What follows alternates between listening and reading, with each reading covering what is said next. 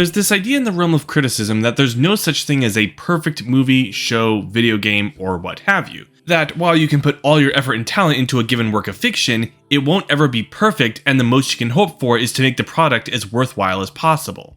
Personally, I've become rather skeptical of that idea as of late, because it seems predicated on the notion that a perfect story must necessarily be universally appealing. I would argue that to make a perfect story has far less to do with pleasing as many people as possible, and far more to do with the technical aspects of the story. This can vary depending on the medium, but in the case of films, such aspects would include the writing, editing, acting, cinematography, or soundtrack. All this to say, the craftsmanship of the story is what ultimately determines whether a story can qualify as perfect. And if any movie embodies the idea of perfect craftsmanship, it's 12 Angry Men.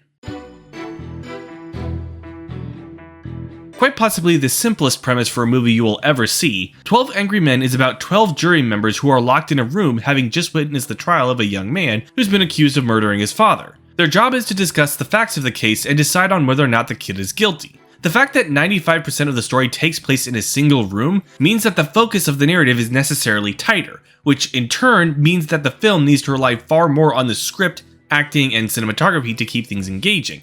Even the music is almost non-existent. The script in particular is one of the most tightly written pieces of art that I have ever experienced. I could honestly gush for hours about how thorough and efficient this script is. Every single piece of dialogue is essential. Not a single second of screen time for a character is wasted. Details that you wouldn't think would be all that important come back later in the movie at one point or another to help advance the narrative. But for the purposes of this video, we will be focusing on a sequence near the start of the film. At the beginning of the movie, every single member of the jury is convinced that the defendant is guilty, except for one, juror number 8. All the jury members are initially unsure about how to proceed, until juror number 12 suggests that they each go once around the table to explain how they arrived at their votes for a guilty verdict, starting with juror number 2. Admittedly, there's not a ton of information in number 2's reasoning for why he voted guilty. In fact, I'd argue he went into the trial with a preconceived notion of the defendant's guilt. Well, it's hard to put into words. I just think he's guilty. I thought it was obvious from the word go. I mean, nobody proved otherwise. Nobody has to prove otherwise. The burden of proof's on the prosecution. And the strongest point that he even makes is that there was a witness to the crime, a point that's put far more eloquently by the other jury members later in the scene. Sensing that number 2's arguments aren't particularly compelling, number 3 takes over and takes his turn to explain his reasoning, differing from juror number 2 in that he actually lists several facts of the case, citing witness testimony and evidence that corroborates the witness. The old man lived downstairs under the room where the killing took place. At 10 minutes after 12 on the night of the killing, he heard loud noises. Said it sounded like a fight. And he heard the kid yell out, "I'm going to kill you." Second later, he heard a body hit the floor. Ran to the door, opened it up, saw the kid running down the stairs and out of the house. Called the police. They came in, found the old man with a knife in his chest. The coroner fixed the time of death around midnight. Then juror number 4 takes his turn, citing the defendant's flimsy alibi as his reason for voting guilty. It was obvious, to me anyway, that the boy's entire story was flimsy. He claimed he was at the movies during the time of the killing, and yet 1 hour later, he couldn't remember the names of the films he saw or who played in them. And no one saw him going in or out of the theater. And just in case you forgot that this movie was supposed to be an argument, jurors number 10 and 11 take this moment to chime in and bring up the other witness to the crime, even though it's not their turn yet. Listen, what about the woman across the street? If her testimony don't prove it, nothing does. That's right. She was the one who actually saw the killing. And despite juror number 1's protest that they continue to take turns explaining their reasoning, juror number 10 insists that he continue to make his case, launching into a diatribe about how the witness had trouble sleeping on the night in question, and how she happened to look out her window and see the defendant stab the victim. His window was right opposite hers across the L tracks, and she swore she saw him do it. Through the windows of a passing L train. Right. The L train in question was confirmed to have been empty at the time, and the prosecutors were able to prove in court that if the lights are out on a train at night, you could look through the train car and see what was happening on the other side. After number 10 says his piece, juror number 5 is given a turn to explain himself, but he elects to pass, and juror number 6 is given a turn. He asserts that the tipping point for him was when the defendant's motive was established. That testimony from those people in the apartment across the hall from the kid's apartment, didn't they say something about a fight and an argument between the old man and his son around about 7 o'clock that night? I mean, I could be wrong, but It was 8 o'clock. It was 8 o'clock, that's right. And in lieu of all the other points that the other jurors have brought up, juror number 7 cites the kid's history of violence. When he was 10, he was in children's court. He threw a rock at a teacher. When he was 15, he was in reform school. He stole a car. Been arrested for mugging. He was picked up twice for knife fighting. Oh, yeah, they say he's real handy with a knife. After a brief tangent about jury number 3 being estranged from his own son and a discussion of the defendant's background of growing up in a slum, jury number 8 is given a turn to explain his reasoning for voting not guilty. And while he doesn't cite any specific argument or piece of evidence, he does explain that the defense wasn't putting up much of a fight and failed to go into a lot of little things that he was curious about during cross-examination. What little things? Listen, when these fellows don't ask questions, it's because they know the answers already and they figure they'll be heard. Maybe it's also possible for a lawyer to be just plain stupid, isn't it? I mean, it's possible. He also points out that while the case appears fairly solid, most of the evidence is circumstantial and the two witnesses, the old man and the lady across the street, are basically the prosecution's entire case. Supposing they're wrong. What do you mean, supposing they're wrong?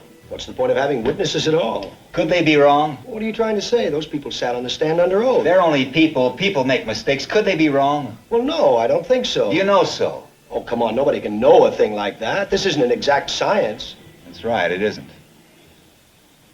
And that's the end of that particular plot beat. From here, they start discussing the specific details of the case, and the debate begins in earnest. Now, you'll notice that some of the jury members didn't get a chance to speak, specifically 1, 9, and 12. The film draws attention to this fact by having juror number 2 point this out. Wait a minute, there's some people who haven't talked yet. Shouldn't we go in order? But that's okay, because the movie has a perfectly good reason for them to not get a turn, both in-universe and from a meta standpoint. From a narrative perspective, juror number 3 is starting to get a little impatient and wants to start challenging juror number 8 on certain details of the case. Well, what about it? The knife this fine, upright boy admitted buying the night of the killing. Juror number 1 is the foreman of the jury. While he does engage with the discussion at several points in the movie, his purpose is largely to keep track of the votes, make sure everyone is civil, and that they keep the discussion focused on the facts of the case. It was number 12's idea to go once around the table in the first place, and he's the one who directly challenges juror number 8 when he explains his reasoning. So for all intents and purposes, he's already contributed to the conversation.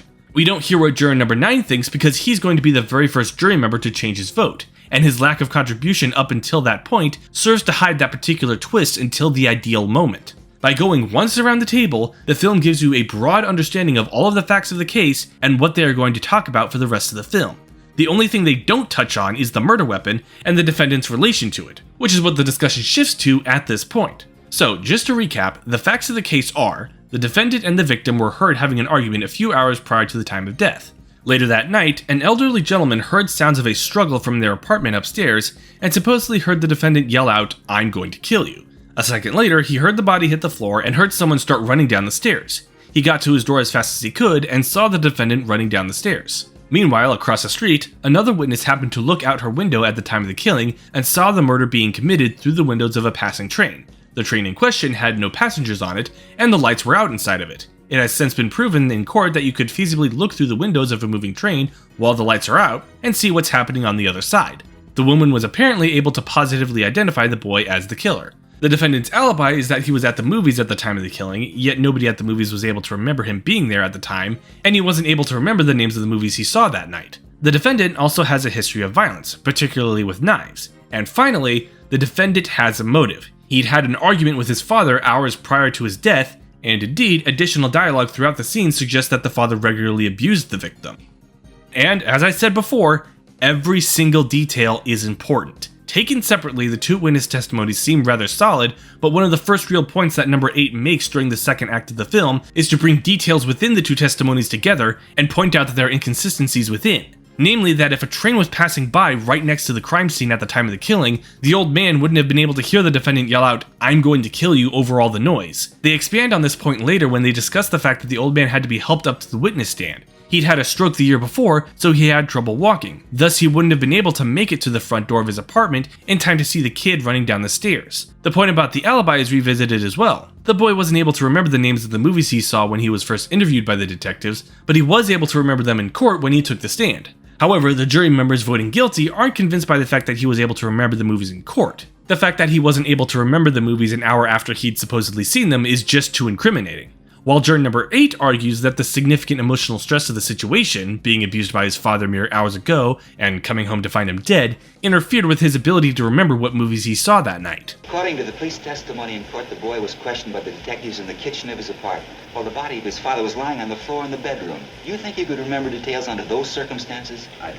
Under great emotional stress? Under great emotional stress. They then put that to the test, juror number 8 asking him details about his recent experience at the movies a few days prior, with juror number 4 struggling to remember finer details regarding the second feature, what it was called, and who played in it. And you weren't under an emotional stress, were you? No. I wasn't. Even the fact that the boy knew how to handle a knife is revisited. The murder weapon is a switchblade knife, and juror number 5, who's actually witnessed a knife fight before, realizes that the angle at which the victim was stabbed conflicts with how the blade is meant to function. He'd never use it like this. See, you lose too much time switching hands. Here's how. Underhanded. That's why they made it open like that. Anyone who's ever used the switch knife wouldn't handle it any other way. The only detail that doesn't become important later in the narrative is the defendant's motive, but even that still serves a crucial character role. When juror number 6 brings up the motive, juror number 8 tries to argue the point, claiming that his father beating him was a normal state of affairs for the boy, and thus wouldn't have been sufficient motive for him to commit murder. I can't see 2 slaps in the face provoking him into committing murder. It may have been too many. Everyone has a breaking point.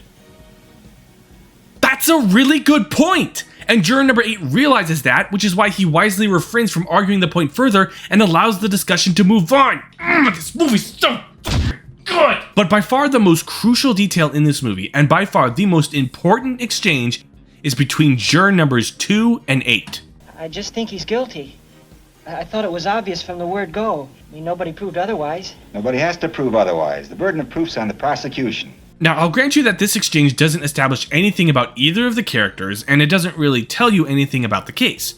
But what it does do is establish the win condition. When you look over all of the facts of the case that the characters go over, every conversation, every piece of evidence, every argument and counter-argument, when you go over every single detail of this movie, juror number 8 never actually proves that the defendant is innocent. All he and the allies that he gathers over the course of the movie do is deconstruct the prosecution's case and make it clear that it's not as much of a slam dunk as it's been made out to be. And that's the point. He never proves that the defendant is innocent because he doesn't need to. There's this well-known principle in the US justice system known as the presumption of innocence. Essentially the idea that each and every defendant that enters into the system is assumed to be innocent of the crime that they are being accused of up until they are proven guilty. I.e., you cannot assume that someone is guilty of a given crime until it is definitively proven. Indeed, this is the fundamental purpose of a justice system in the first place, to be absolutely certain that the party going through the system is guilty and therefore deserving of punishment. The defendant doesn't even have to open his mouth. That's in the Constitution. He doesn't need to prove the boy is innocent, he just needs to prove that the prosecution didn't sufficiently prove that he was guilty. As long as there is reasonable doubt, the jurors are perfectly within their right to vote not guilty. It shouldn't come as a surprise that the film ends with juror number 8 convincing all the other jury members to vote not guilty. The ending is practically revealed within the film's very premise. And while you could argue that that fact lends a degree of moral ambiguity to the ending, I would argue that the very ambiguity about whether he's guilty is what makes the conclusion such a triumph. The boy might be guilty, but the fact that we don't know for sure is enough reason to let him go free. To quote the very principle that the presumption of innocence is based on, better that 10 guilty men go free than a single innocent man be punished.